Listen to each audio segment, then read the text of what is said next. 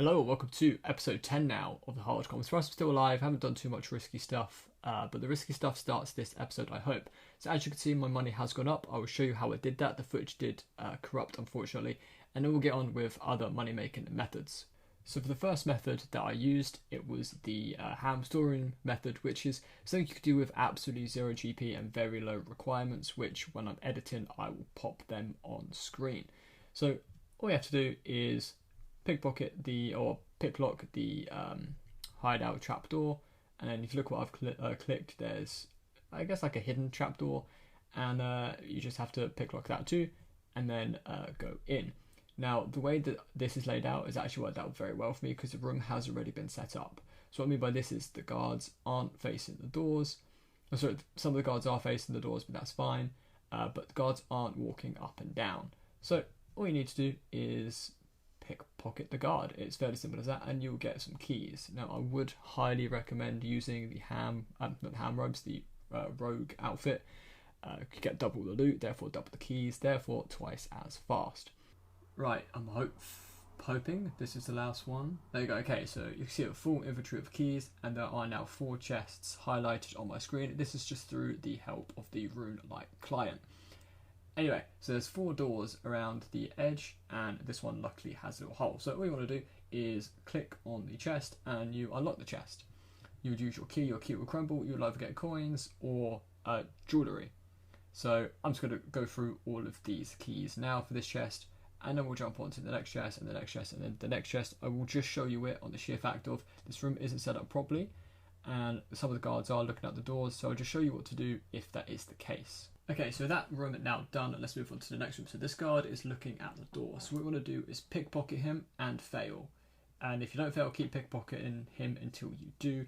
Do not speak with the guard. If you speak with the guard, he'll start walking up and down again, making it a little bit harder to pick-block the door. Once he looks away, go in, pick-lock the door, and use your keys on the chest. So I'm nearly all out of keys. In fact, this is my last one now. So once you have used all of your keys, there's 2 things that you could do. You can alch them or store them in your bank. Now in this one I will show you, I'm not going to store them in the bank. On the shift I've already done this. I did it for roughly an hour to an hour and a half and made about 140k GP, which isn't too bad. It all does massively depend on what jewellery you get. You can get anything up to a diamond amulet, which is of course most expensive. And I was quite fortunate in this inventory that I did get 2 diamond rings and 3 ruby amulets, so I'm expecting to make quite a lot of money from this. So what I'm going to go do is just jump straight over to the store where you should sell them. Okay, so once you've either banked as many as you want, or if you want to do it per inventory, you want to go to Grum's jewellery shop in Port Sarim and sell a minimum of 5 of each jewellery item per world, and then hop to another world and just keep rinsing and repeating this until you've used or sold all of your jewellery. So from that one trip, I did make 20k, so if you do bank them and store them, you can make quite a lot of money doing this method. And there's the Tears of Guthix quest done. I can't believe I've not done this yet. I should have done just to make the most of the Tears and the XP ages ago. And this might look weird considering I have said at the start of this episode is money based, but I need it for the runecrafting XP because I do need level 38 runecrafting for the next method. So for the next method I'm going to show you, one of the most annoying items to get for is the Cosmic Talisman. It did take me a while. I managed to get all the bags and a clue scroll before I managed to get the Cosmic Talisman, which is really annoying. But once you get that, as you can imagine, you're going to want to runecraft some cosmic runes. So as said in the previous clip, you are going to want to runecraft a couple of cosmic runes. Now this completely depends on how many orbs you wish to power into whatever type of orb you want, whether it's air, water, earth or fire. This method I'm going to show you fire just because hardcore, and it's probably the safest method that I can do. So there are a few requirements for this method. I'll put them on screen. One of them is to do the What Lies Below quest. So I'm going to start that by chatting to Mr. Ratboy. So annoyingly, my clip of me completing the What Lies Below quest did corrupt. So you have to believe that I have done it, and it is actually like an actual requirement in order to do this. So when you complete the quest, you can then buy battle staves of Zaf in Varrock. Now they do go up in price. I think it's 120 or 180 GP every battle staff. So if you buy 5 per world, which is its max stock, you still make quite a lot of profit doing what I'm going to show you. And of course you can claim some battle staffs if you have the Varrock easy, diaries, medium, hard and so on completed. However, you don't need to do those in order for this. They will just guarantee you more money. So as I made it clear earlier, I'm going to be then doing the fire orbs as the next step in this method. Now, every Ironman at the early mid-game or the late early game should have quite a lot of unpowered orbs from the early crafting grind. So what you want to do is get some feedback, run over to the fire obelisk and just charge up some unpowered orbs into the fire orbs. Obviously then the next bit you are going to do is put the fire orbs on top of the battle staffs you brought from Zaf or you claimed from his little I guess bucket in the corner, and then just do it with every single battle staff or orb that you have. All you then want to do is out the battle stuff. So I spent all of my money that you can see I had in my inventory earlier, and you will see what I have at the end. Now you don't have to do fire battle staffs. Of course, the requirements for this is a little bit higher than perhaps the water battle staffs and the earth battle staffs. However, I've only done these because I think this is one, safest and be quickest. Now you can do any staff that you have the requirements for. They all out for the same price, which is 9.3k. So when you put into perspective, you paid 7 to 7.5k for each battle staff. You already have nature runes from either Slayer or you've bought some only for 100, 200 GP each. You're still making anything between about 2k to 1.8k, 1.7k per alch that you do. So I started off with 152k and I'm now on 192k, and this quite literally took me about 10 minutes. So just because one, I want to get the diary done, and two, make more money doing the battle staffs, I've decided to do the easy Varrock diaries. As you can see, I can now pick up 15 battle staffs a day. And of course I do get a nice little 2.5k XP lamp, I believe, which every Ironman should always put into Herblore, assuming they have the correct level for it. So I'm going to go and do that. And of course you do also get the Varrock chest one, which does let you mine sometimes 2 ores per rock. I mean this in the nicest way possible to this lad here. How are you in all this mad gear and not have an Infernal Cape? Pay to win or just not that great? Anyway, as you can see, I now have 466k. I did the fire battle staff method just one more time, but this time using the 15 free battle, not free battle staff, but 15 battle staffs for a price lock 7k each. I'm currently level 74 combat. I have no shield, and I really want to do Slayer with Konar. So I'm going to go and get some levels. I'm going to go kill some ice trolls, hopefully get a rune kite shield or a granite shield, and hopefully that will get me 75 combat. If not, I'll go to sand crabs just to boost 75, and then I will begin the Slayer grind. And there is 60 defense. I am now going to move over to 60 attack, which is I was very close to 60 defense. I thought I might as well just get it done now. There is the rune kite shield. I would have preferred the granite, I think, just because it's like a bit different. But hey, rune kite shield done. I'm not yet level 75, so sand crabs it is. So I did just get 63 hit points, which should get me 75 combat, which now means I'm going over to Konar to pick up my first Konar Slayer task. Right, here I am. Konar is 167 fire giants. Great. And it's not bad. Let's hope that I get some brimstone keys. And 60 attack is done, which means I can now wield dragon. Oh, 4900 total as well. Oh, nice. Anyway, dragon skim time. The reason I got the more money is so I could afford the dragon skim and another little weapon. So here I am on Apatol Island. Trade dagger. Price check the dragon skim. It's 100k. I'm going to buy one. Dragon skim has now been acquired. So as I mentioned previously, I did want another little weapon. So if you look on the map where I was, there is this little guy, Rizzolo, however you say his name, who does sell one dragon dagger. Now I do need a spec weapon, and the dragon dagger is fairly decent, and in the future I can poison this. So let's buy it. He also sells some really weird shit, but hey, the dragon dagger is the main thing I wanted here. So I did complete the fire giant Slayer task, didn't get anything for it, and the next one is 156 hellhounds in Tavley dungeon. Not too bad, not too bad. It is safe spottable should I need to, but if not, just straight combat XP. So because I have the hellhound task and they are notorious for dropping hard clues, I did have one in my bank which I'm going to do just in case I get any, And if I can do one, fantastic. If I can't, it is what it is. But the first step is to do this puzzle box given to me by this little Donny here. So the next step of the clue was to talk to the weird old man who, you could say is me. I'm bald and I don't have a beard that big. Just a simple little answer one, and then I will move on to the next step. So looking at the top left of the screen, I have a Crandor Island step, which isn't a problem. I just didn't want to do Dragon Slayer 1 because I didn't really want to get any Iron Dragons as a Slayer task, considering I'm about to do the Slayer grind.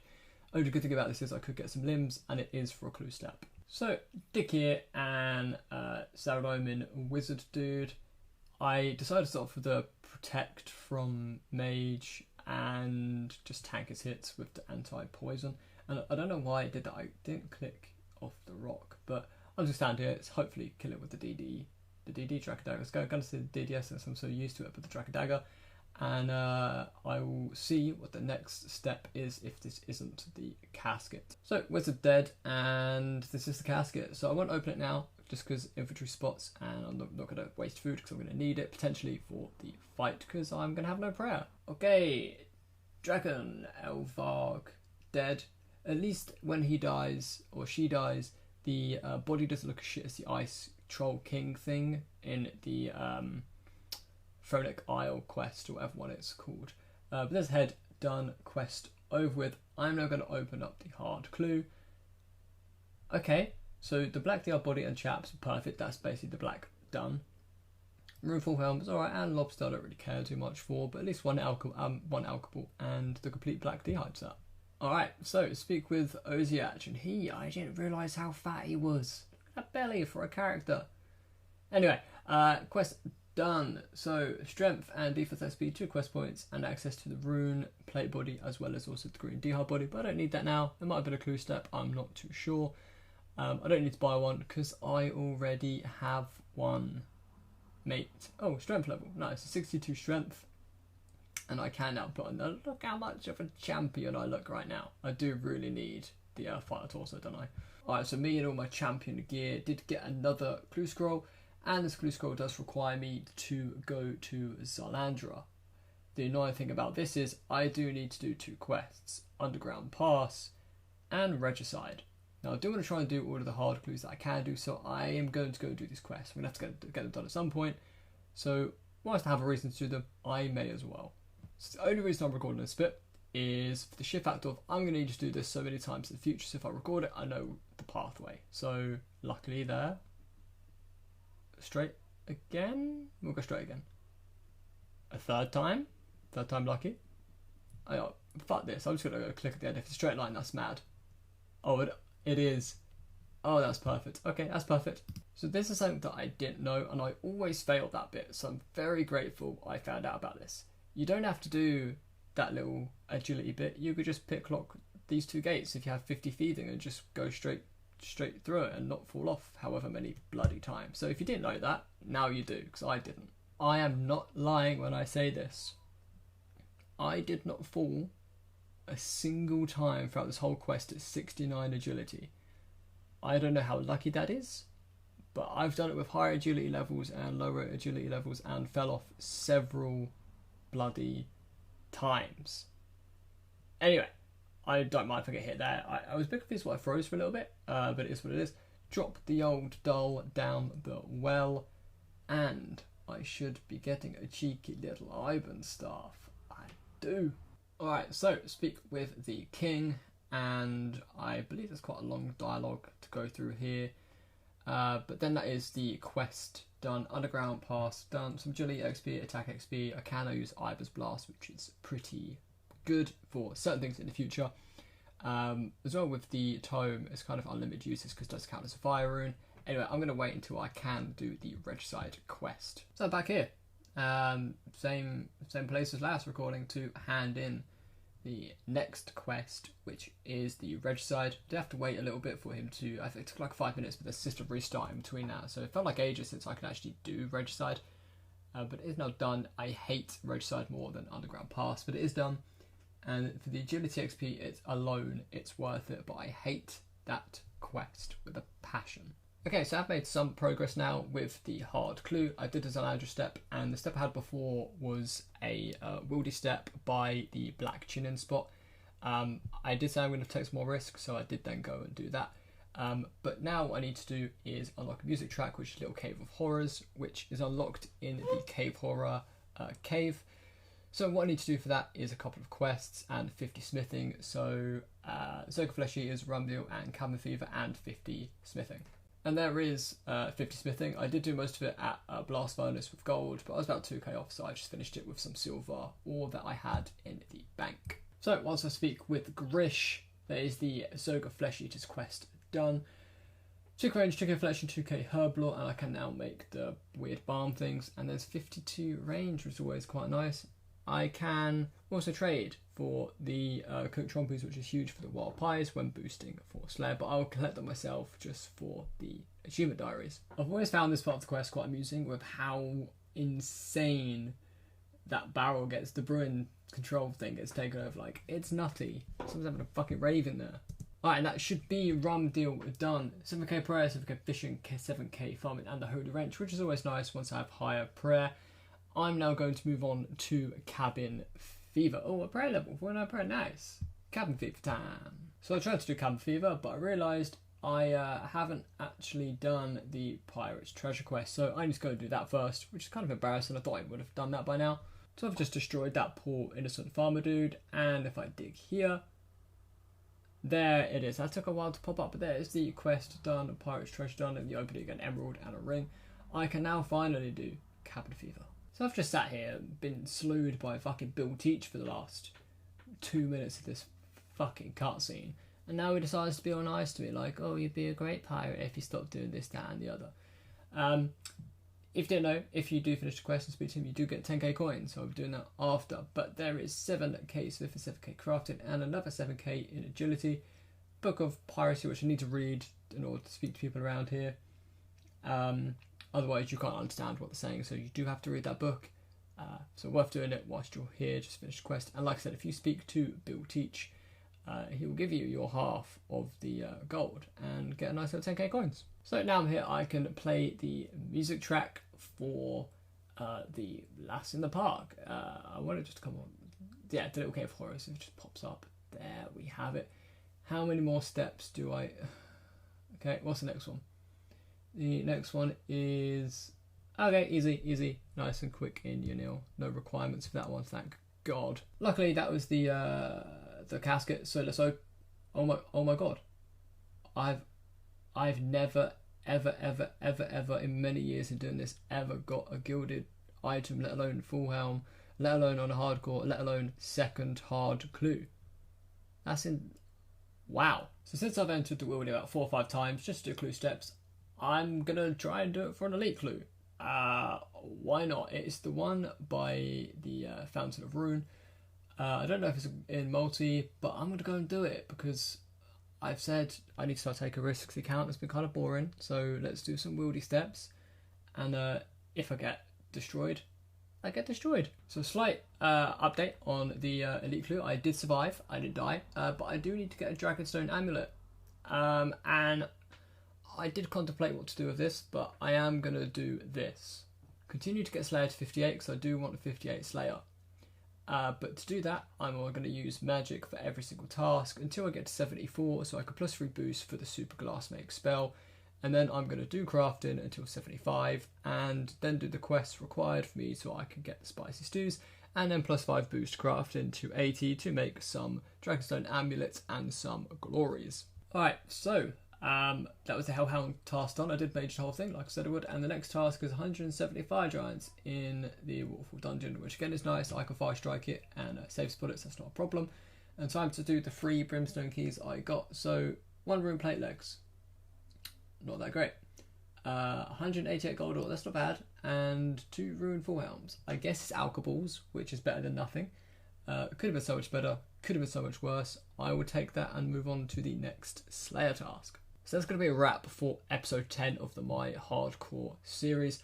I'm still in shock that I got a gilded rune, or the gilded full helm, not rune, gilded full helm. It's something like 1 in 35,000 or something, and from my second hard clue scroll, it's incredible, genuinely incredible. I did make some progress, and if you did enjoy, please drop a like, comment, and of course subscribe, and always feel free to add me in game and watch the rest of the series.